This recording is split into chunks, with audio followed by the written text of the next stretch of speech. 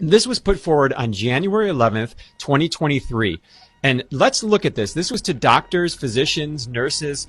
This is what they say. So imagine you're a doctor, you've been given this vaccine out, and you get this. Dear medical professional, administering of COVID-19 vaccination is likely not an indemnified action. This is notice of your obligations, risks, rights, and potential risks.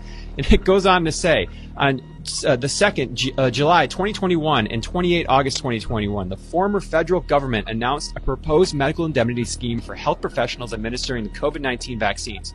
Recent correspondence from government advisors outlines that such an indemnity scheme was never established per se. Unlike the case with manufacturers of COVID-19 vaccines, there appears to be no government liability protection beyond the vaccine injury COVID-19 vaccine claims scheme. Now we're going to keep breaking this apart and then we'll talk about it. It's this important. So they start going at a couple other angles here. So this is all in one document.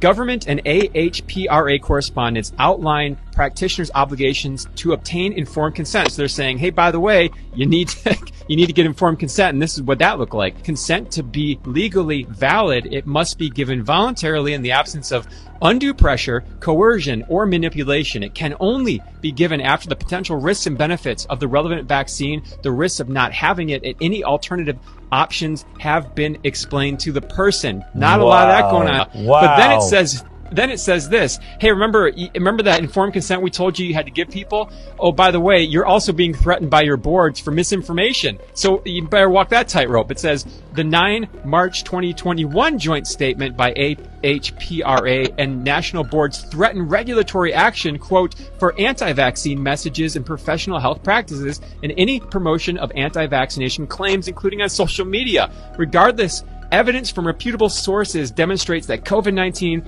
provisionally approved vaccines have real known and unknown harms and immunocompromising effects. Doctors have a duty to warn patients of any material risk associated with the treatment, as well as ensuring their decisions are being made without undue coercion. The only way we're going to see any progress is if you go to your doctor and ask them, hey, did you provide me with informed consent?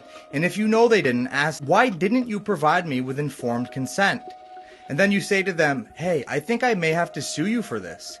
Record this conversation with your phone in your pocket and just see what they say. If it's a good, saucy video, get it around the world and then go and sue your doctor. We need to get everybody on the same page. If we sue all doctors, it will be viral. It will be in the news and they have to come out and explain what's happening.